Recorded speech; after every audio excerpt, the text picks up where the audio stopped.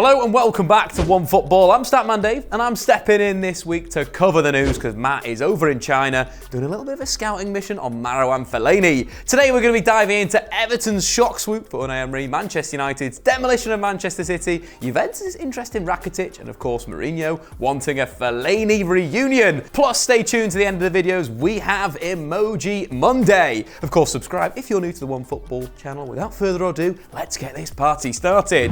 First up, we've got some managerial news as Everton eye former Arsenal manager Unai Emery for the vacant post at Goodison Park. An informal meeting was held in London between Everton and Emery, and it's thought that the Spanish manager wants a little bit more time to think following his recent dismissal as Arsenal head coach. Emery joins Victor Pereira, Carlo Ancelotti and Niko Kovac on Everton's four-man shortlist. But could Duncan Ferguson be the standout candidate after Everton's 3-1 win over Chelsea? Ferguson lined Everton up in an aggressive 4-4-2. They were direct and pressed relentlessly. Their two standout performers from the afternoon were Dominic Calvert-Lewin and of course Sidibe. Calvert-Lewin's game by numbers against Chelsea was fantastic. He won 10 attacking aerial duels, had 6 shots, 4 on target, 6 ball recoveries, and of course the 2 goals. He previously averaged 1.2 shots per game, so having 6 against Chelsea, very, very good stats. And next up, Dribbble Sidibe versus Chelsea. He created the most chances, had the most interceptions, and won the most tackles on the pitch. A really strong two-way performance. Next, we go to the Etihad, where reigning champions Man City were beaten 2-1 by local rivals Manchester United, putting Guardiola's side a massive 14 points behind Liverpool at the top of the table. Man City have surely fallen too far now in the title race, and looks a moment that Leicester City have a better chance of pushing Liverpool than the Citizens. After the game, Guardiola conceded that his side may not be able to compete with Europe's elite right now. Credit has got to be given to Ole Gunnar Solskjaer. The Norwegian tactics were spot on for United this week as they sat in a 4-2-4-0 block, absorbed the pressure and looked to counter-attack through Anthony Martial and Marcus Rashford, who were the side's goal scorers. Some of the managers that Solskjaer has beaten as United manager is a very interesting list. Maurizio Pochettino, Brendan Rodgers, Maurizio Sarri, Unai Emery, Thomas Tuchel, Jose Mourinho and Pep Guardiola. Ollie is at the wheel.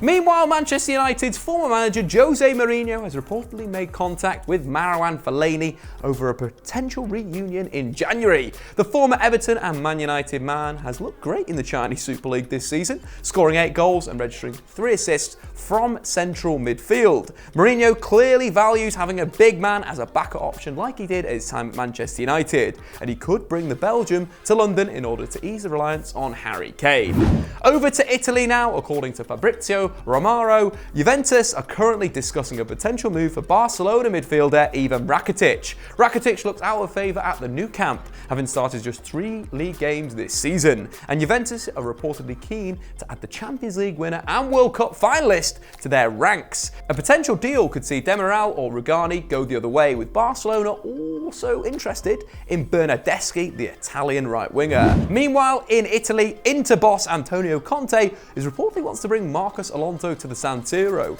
which makes sense given that Chelsea are seemingly looking for a left back in the market, and Conte's 3-5-2 would be perfect for Alonso. So let's move on to Emoji Monday then and attempt to throw down some emojis over this weekend's football. First up, we've got the best player, and that undoubtedly goes to Naby Keita. The two-way midfielder completed 95% of his passes, won 3 tackles, created 3 chances, and was directly involved in 2 goals in Liverpool's convincing win over Bournemouth on Saturday.